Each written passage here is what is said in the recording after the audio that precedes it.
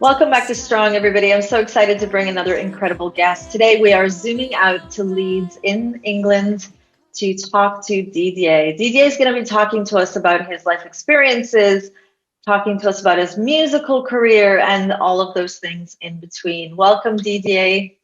Thank you for having me. How are you? I'm well. I'm so excited to have you here. We had a little giggle before we started recording, which is always so much fun. I love meeting new people on this platform, and Yeah. the thrill of having a little bit of laughter before we start recording a serious conversation, but also bringing in a bit of laughter, I think is lots of fun. Yeah. Didier, I know why I asked you to be here with me. I'm always trying to share more stories about real people's lives, and it's not about talking about mental health issues because I want to constantly be talking about that, but it's because in sharing these stories, I feel that we are helping people around the world to connect with real life people as opposed to those platforms of influencers who we can't really resonate with because their lives are so different to ours. And so I know why I asked you to be here, but what were your intentions and why do you want to be here? As a survivor of mental health, I have had a lot of lessons over the years. Um, it's been a hard journey. It's been difficult. But I'm coming out of depression. That's the best part of it all.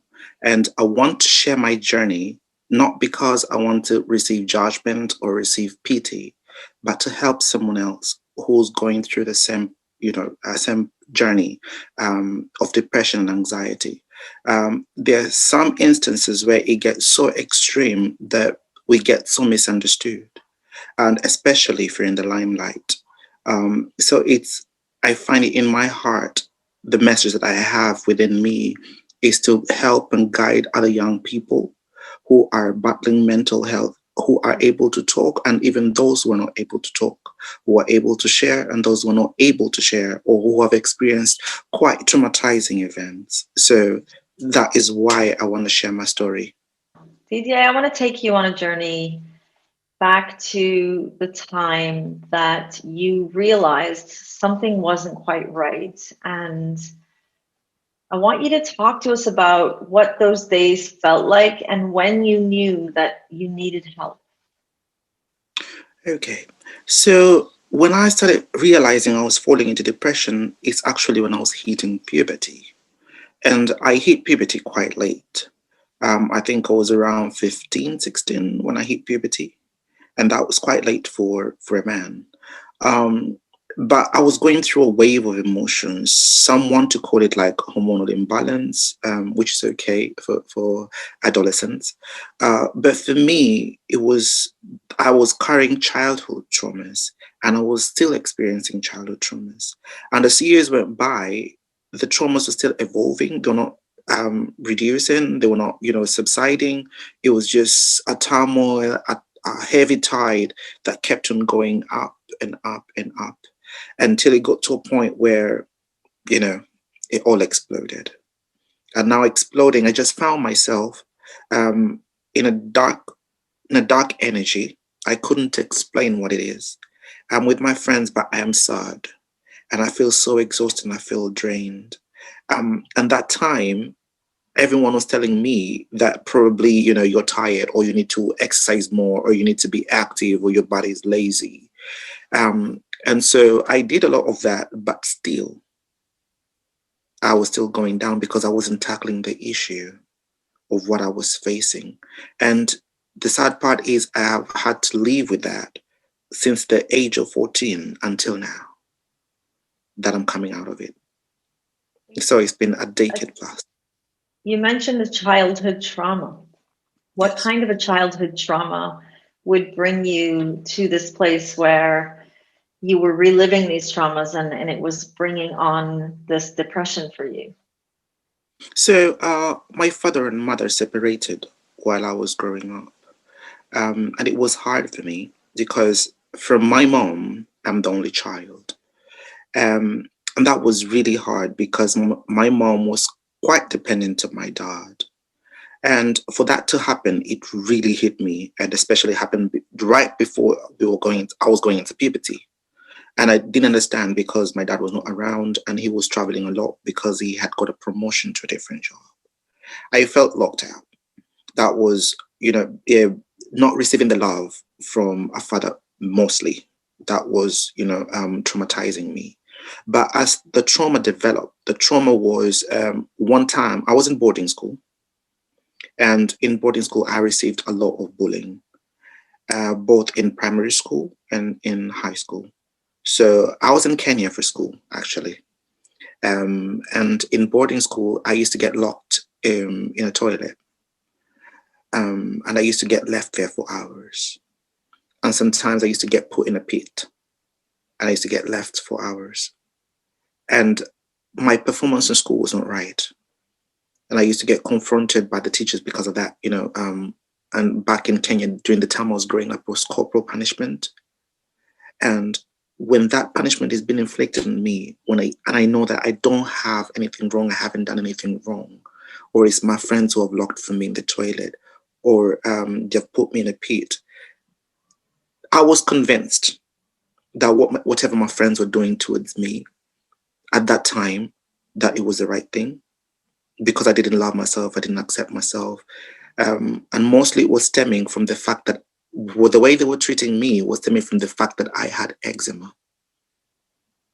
So nobody, because it's a boarding school and you've got to share bathrooms and you've got to share toilets, you've got to share, washing areas. That did not sit well with many students. And boarding school runs for 3 months, a whole term. So you can imagine all this trauma. I have to live it over and over each and every day for 3 months. When we go home for only 2 weeks. And I come back again to school to relive the same things like a pattern. So I finished primary school at the age of 14.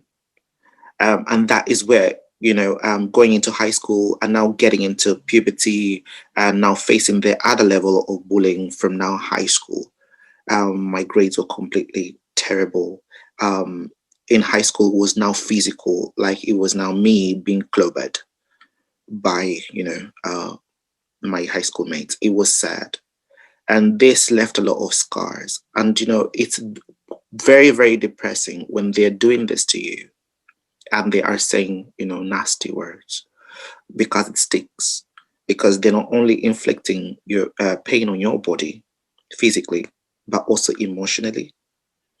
And so it really broke me down to a point where I thought to myself that, I'm not worth it. I am what they think I am. And I started buying and absorbing all the ideas and perceptions that people had of me.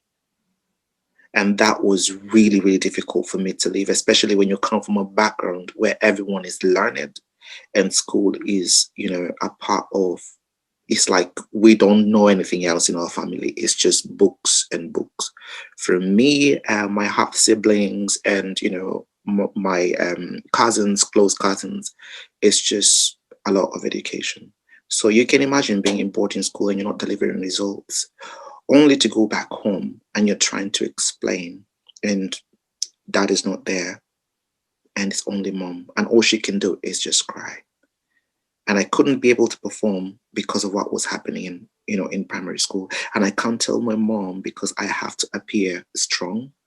I have to appear like I can handle this. If other people are going through this, I can also do this. So it was quite a depressive moment. And that is the time when I started falling into depression. When my mom took me to boarding school, it happened when they were going through a separation with my dad. And it was pretty ugly. And it wasn't a good environment for me to live in the house with mom and dad.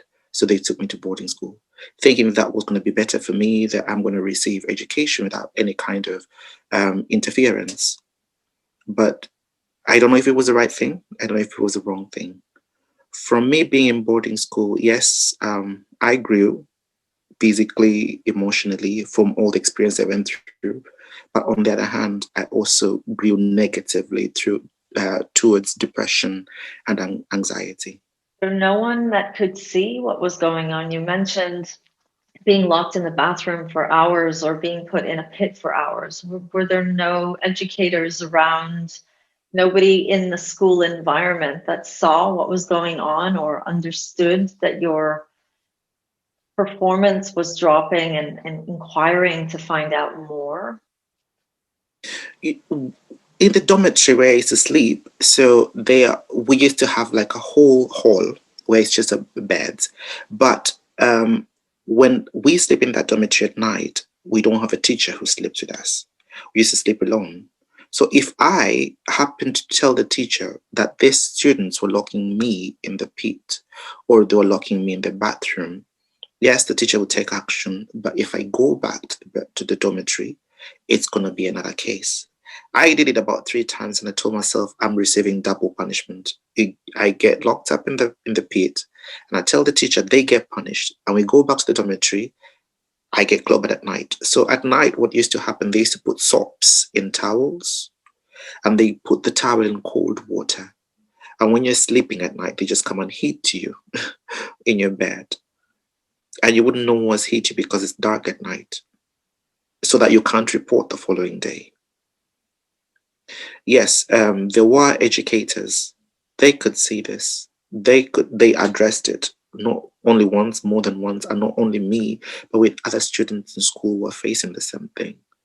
But the problem is when you come from a culture where being soft spoken or being polite and humble is considered weak, like the way I am naturally, I'm so soft spoken. Naturally, I am, chilled, I'm quite a gentleman. And not many people resonate with that because from Africa, you're supposed to kind of appear macho. You're supposed to appear, alpha male. And I wasn't appearing that. I was appearing so collected. I was appearing so gentle. And worst of it all, when I had the eczema, it looked like I was spreading it because they believe that, because we were sharing the bathroom, and that means when I shower, the water is going to spill on them and contaminate them. And so they can also get eczema. Where I was learning, it was in the rural side of Kenya. It's South Coast. And it was difficult because I only got to see my mom who came to visit me in school once a month on every first Sunday of the month. And she would go away for the rest of the month. And when that happens, that's the only time I can be able to just say a few things that was going on. And it's quite embarrassing because when your parents get to visit you and when you're talking to your teachers when your parents are in school and your parents are asking you, you told me that this happened to you, that students locked you up in the pit, that they, put you in the toilet for hours. And she is addressing that and asking the educator, what happened? Why is my son being treated this way? That instance, the educator acts like that didn't happen, or if it did, he or she addressed it. To even begin to describe what it's like to hear you say that and to think that you were living that for several years.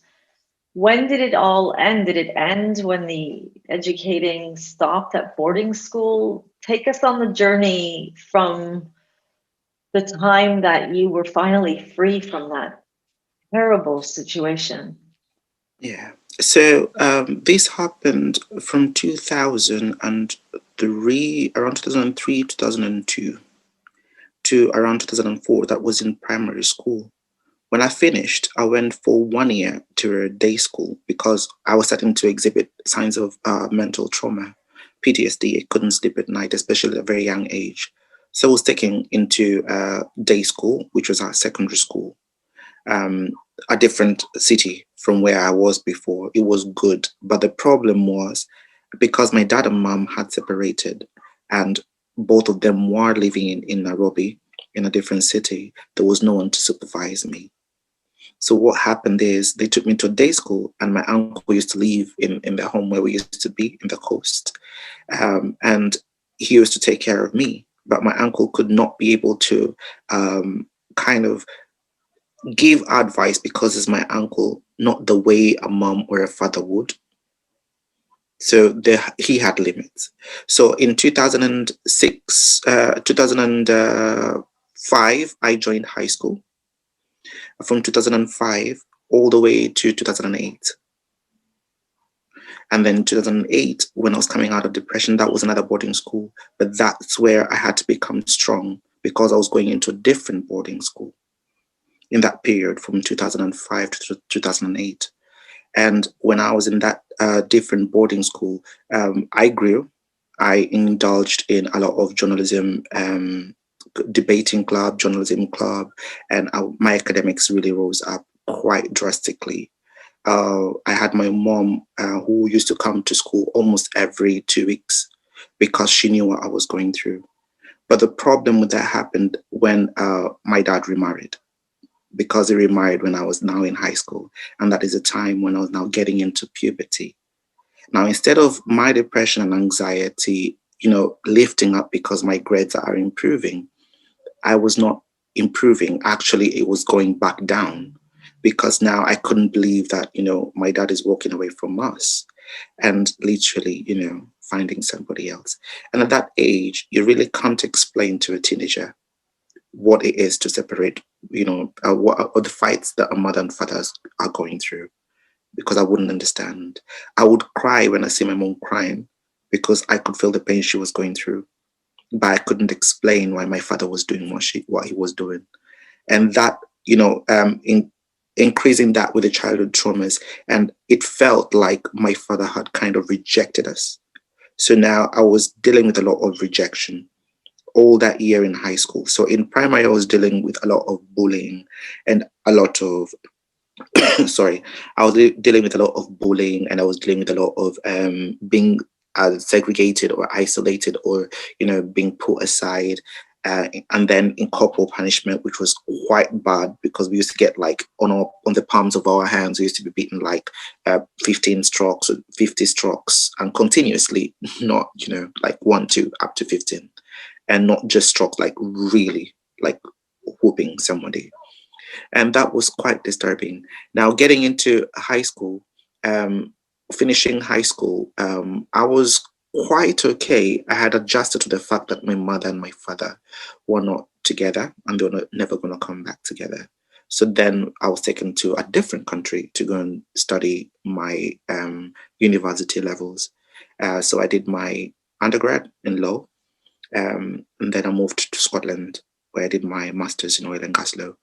Um, when I was in Scotland, when I was in Scotland, obviously I got to meet a lot of people who were going through mental health challenges, and I just come from undergrad, and that was quite a different country I was in, and now coming into a country where everything is quite good, quite nice, and we talk about mental health, was something that I had to put my mind into. That, okay, I need to go and see a doctor.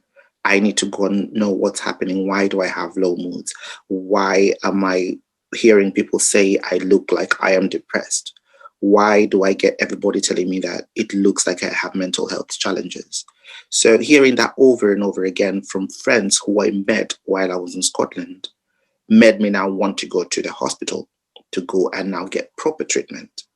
Because all before, I was living in denial.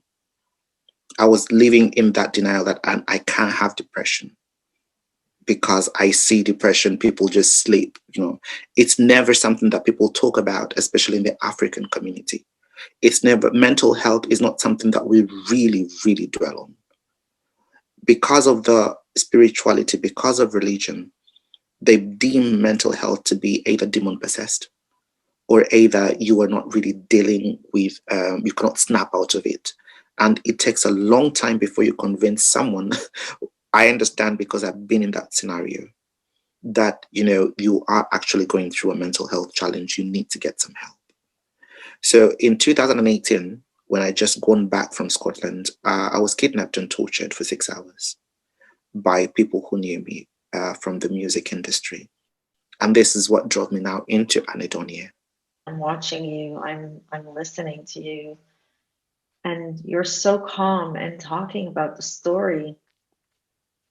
Now, I'm not walking over what you just talked about, and being kidnapped by people in the industry, but I kind of I want to understand how you go from the trauma of being a young child who is severely physically and emotionally bullied as a young child to feeling left and abandoned by the divorce of your parents and your father moving on in his personal life to finally finding your way through your academic studies, but then realizing that something isn't right and dealing with that to this trauma that you just mentioned.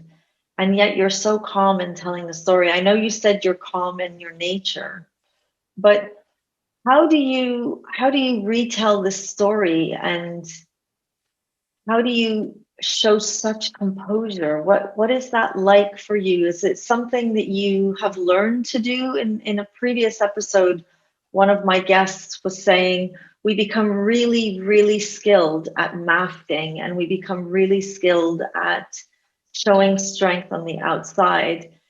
Would you describe that for yourself, that you taught yourself how to be so composed because you couldn't be seen any other way? Or is this just kind of you going through these motions and just retelling the story? First of all, it hurts. I will not lie. It hurts to remember those memories, especially the ones from childhood, when in my mind I clearly see I was very innocent and I did nothing wrong, and all they did was just beat me over and over again. It really hurts when I remember those memories. But when I was talking to my therapist, her name is Angela Lavery. Um, she has really helped me come out of that, because she explained to me that my depression and the way I was feeling was stemming from my past.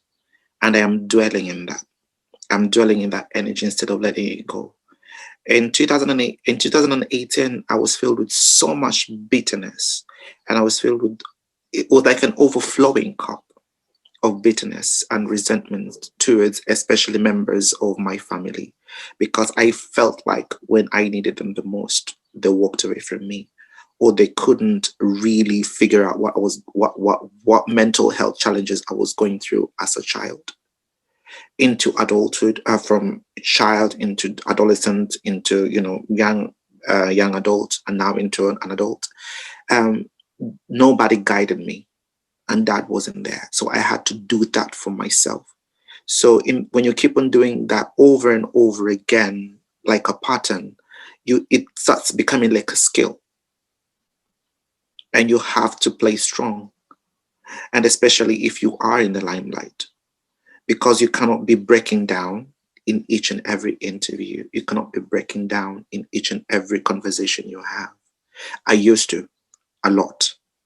I could not even say a whole sentence without, putting myself in the picture. And I realized I was kind of victimizing myself over and over again and repeatedly punishing myself for it, to a point of self-harming, to a point of where I used to bite my, arm, and to make me feel the pain that what I was going through inside, that's how I could represent it.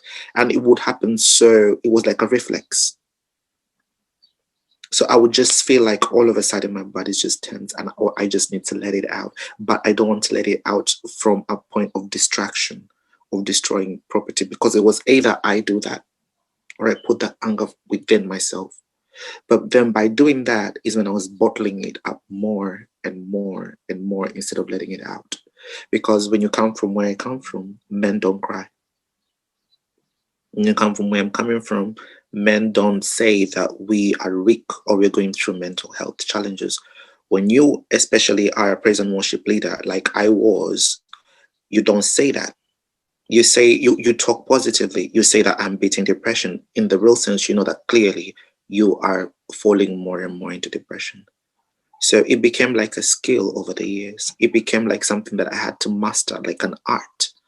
Um, so when I go out, in as much as I'm broken inside, in as much as I feel like I cannot handle this, but I just have to keep that calm and collective composure so that I can be able to talk or communicate with people.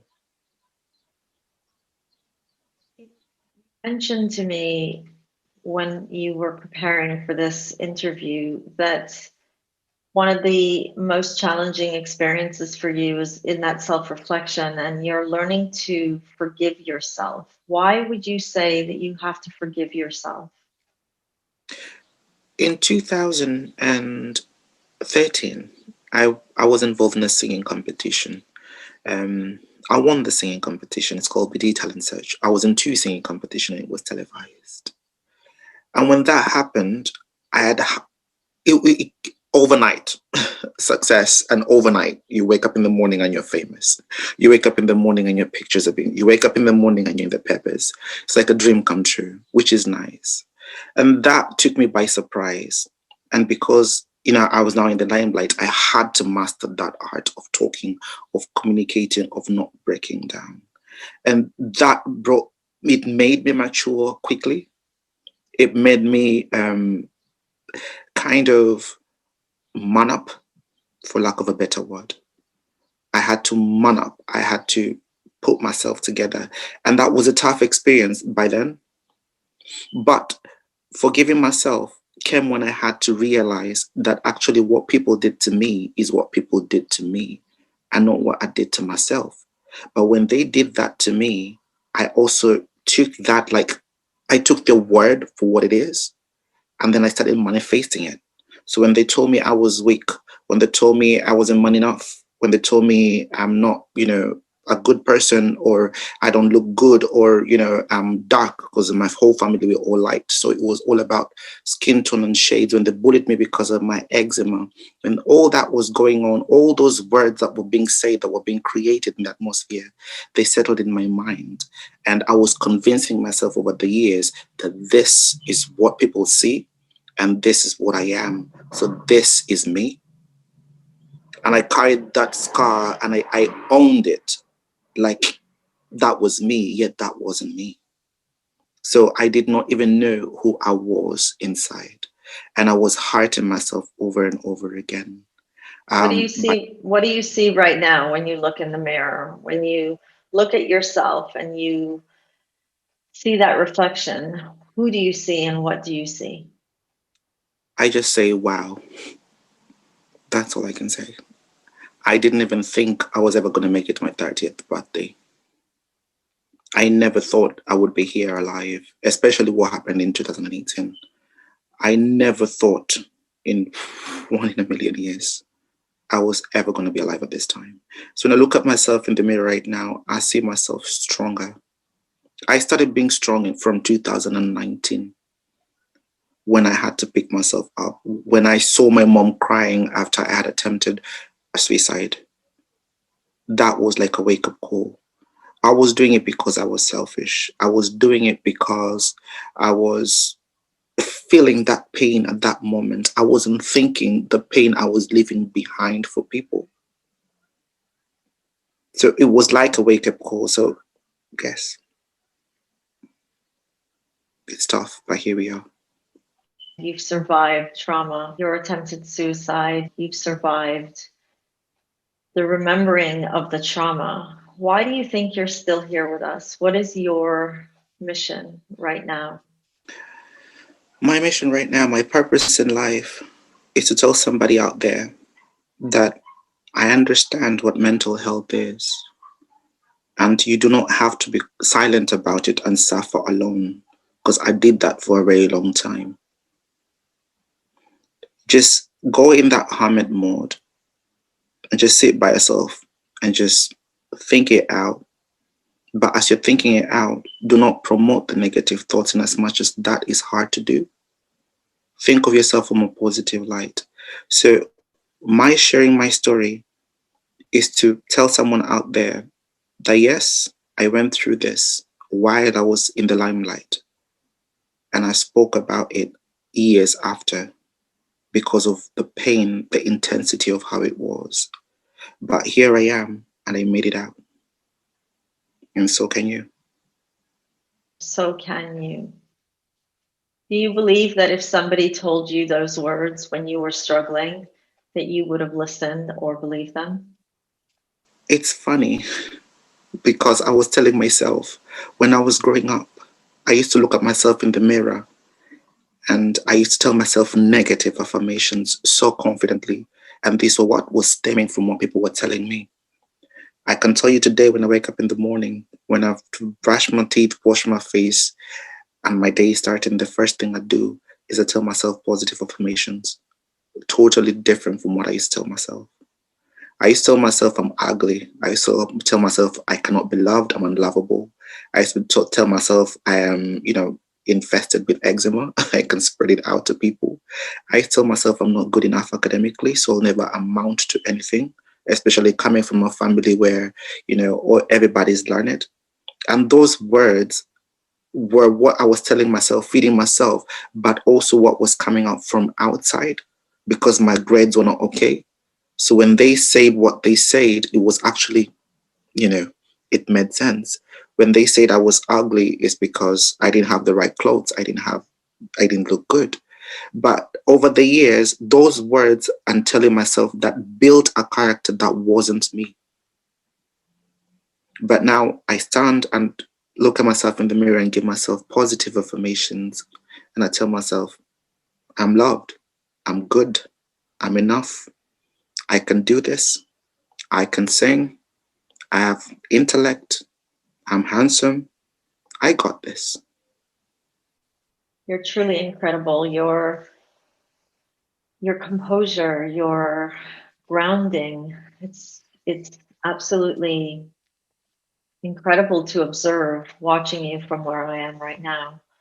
Sometimes Thank when you. I interview people like this and I listen to them telling their story, it really makes me think about perspectives of how I see things in my own life. And I always walk away from these conversations thinking, wow, how incredibly inspiring it is to meet people.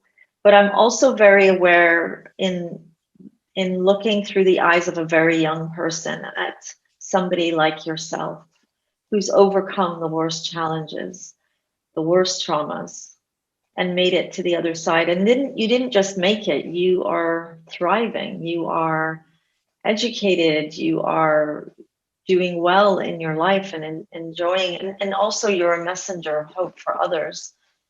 And they'll look to that and think, they make it look so easy, but my life feels really hard. How do you respond to that? I have no response. I'm at a loss of words because life has never been easy for anyone. Anyone who has lived life, even a young child, will tell you by the age of 5, they have been, spanked a few times. And life has never been easy for anyone, basically. It's never been different for me. It's not going to be different for you and for anyone else who's living. But one thing is, you are in the womb of your mom alone. Most of the time, all of us were born alone, came into this world alone. When we learn how to push away the perspectives of people, when we learn not to look at ourselves through other people's eyes and actually get into that self reflection mode and look from deep down within you who you really are and give yourself positive affirmations. Like when you look at yourself in your mirror and you say, I am beautiful, or I am handsome, I am good, and I am strong enough. When you say those words and you mean it from the bottom of your heart, and you literally shut the voices that you hear, in as much as it's so hard to do that. And you can do it for an hour, but in the next 2 hours, the voices are going to come back again. And you can do it again in the next 4 hours and shut it down maybe for just half an hour, and then that voice is going to pop up back again.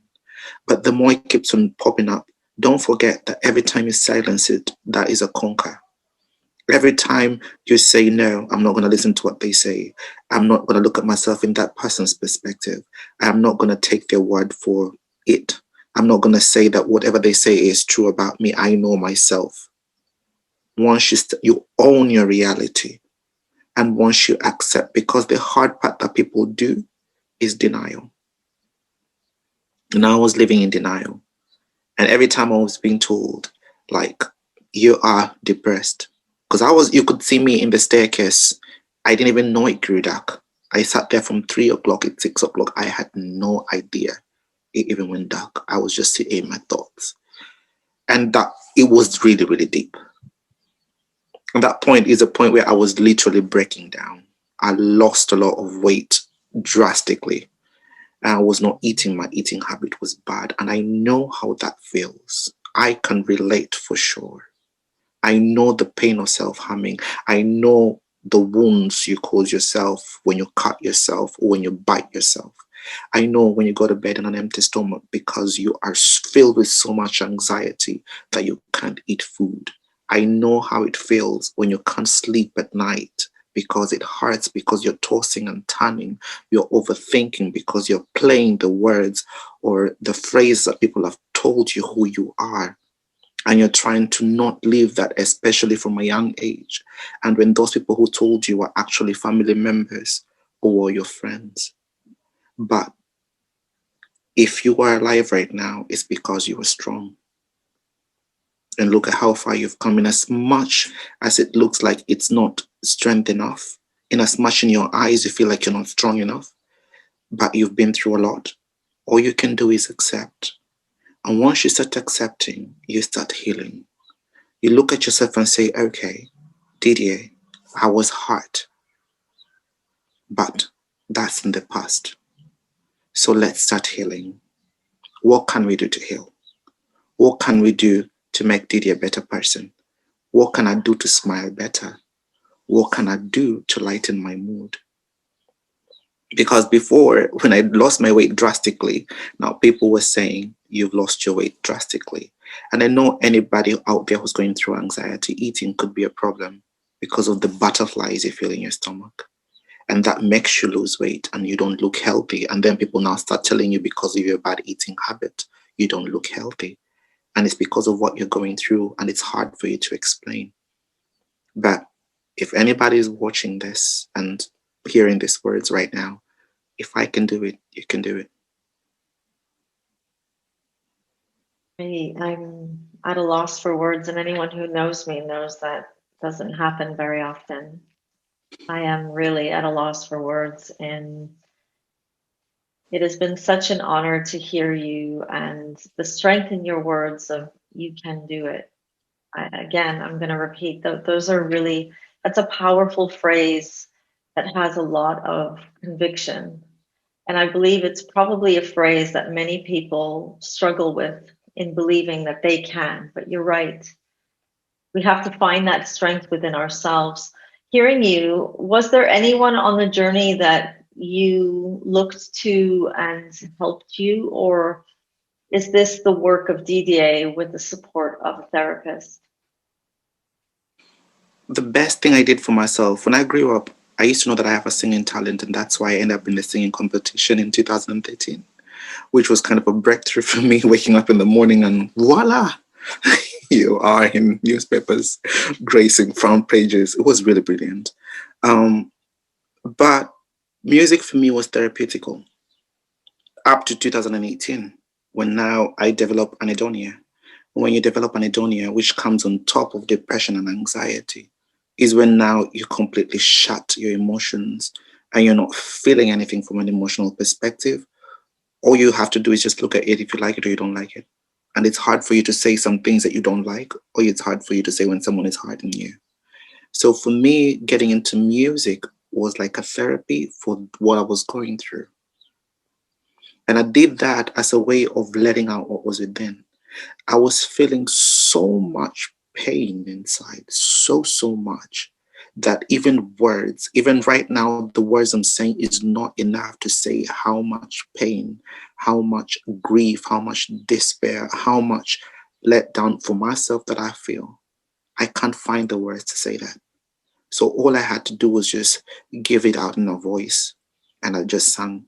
And singing that and letting it out in a melodious way to me made me realize actually I'm letting out pain, but in the most beautiful way. It is pain. It is a song about pain where I'm just giving out melodies and I'm just humming, but just letting it out. I feel like it's getting out of my chest, it's getting out of my soul. And I feel like it's like I'm building myself. It's like a soulful workout. that people don't understand it is. It's just like, you know, playing music instruments. When you're playing it, because you're putting all of your emotions in it, because you are doing it, you're focused your mind on it, you find yourself giving your best shot. It's the same way when I'm singing, I'm doing it soulfully. And I think that's why people call me the soulful barrister. And when you do it so soulfully and you keep on developing it, I didn't even know when I was doing it, I was actually developing a skill until later on, that right now I stand on stages to sing and people only say wow. And I'm like, okay, I didn't know actually people could say wow. But that wow didn't come easy. That wow came out because of that pain that I used to sing over and over again and letting it out in an emotional way until I built a skill out of it, out of nowhere. Was your soulful therapy? Music was my soulful therapy. And then in 2018, I had got up to 109 kilograms. I was really, really chubby. When I went to the GPs and they told me you are at 109, and I was 27. 109 at 27 was quite obese. That was like a wake up call. I was only looking at myself on a small mirror. Actually carried it to demonstrate this is the mirror. So I only looked at myself on my face. I never looked at myself on my body. So when I wake up in the morning, just wash my face, just look at myself and I don't go. And I'm busy buying, this is not fitting me. It is not fitting me. I'm buying more clothes without thinking, actually, you're buying more clothes because you're growing big. But that I was growing big because I was trying to reverse what other people had said about me, that I was not eating, that I was not looking right, that I was losing weight because of my anxiety. And I was compensating for it by overeating and by not caring because I thought I don't look good, nobody's going to like me. So, anyway, I'm going to eat and just be alive and just survive and just live the rest of the lives, until when I had to like have a wake up call like, okay, Didier, you have to say your story, you have to speak it out. And when I started speaking out, the first person I spoke my story to was my mom. She knew what I was going through, but she didn't know the depth or the intensity of it until when I told her exactly what I was going through. And she cried. I've never seen her cry like that before. She said, I did not know that you were going through so much pain in my presence and I could do nothing. But what she said is, I am proud that you found your way out of the deep waters, even without anybody helping you. And that coming from my mom, who is literally my best friend, my pillar, my everything, that coming out from mom is the most beautiful thing. It made me reverse all those words that were said over the years that I couldn't do it, that I couldn't amount to anything. To see her stand and say, oh, everybody else who did was laughing at you in school because you never had good grades. I'm the only person from that class that did that to me that has a master's. I'm the only person who was born a singing competition. I'm the only person from that class who went to uni out of a scholarship. So yes, I was going through a hard time, but out of that hard time still came out the good. And I've chose to look at the good and not the bad. Because you cannot get the bad without the good. And you cannot get the good without the bad. It has to balance each other. You for sharing your story and for your honesty, for being genuine and taking us down those really difficult memories, but with the hope that somebody watching this will walk away from this conversation and feel that they too can do it.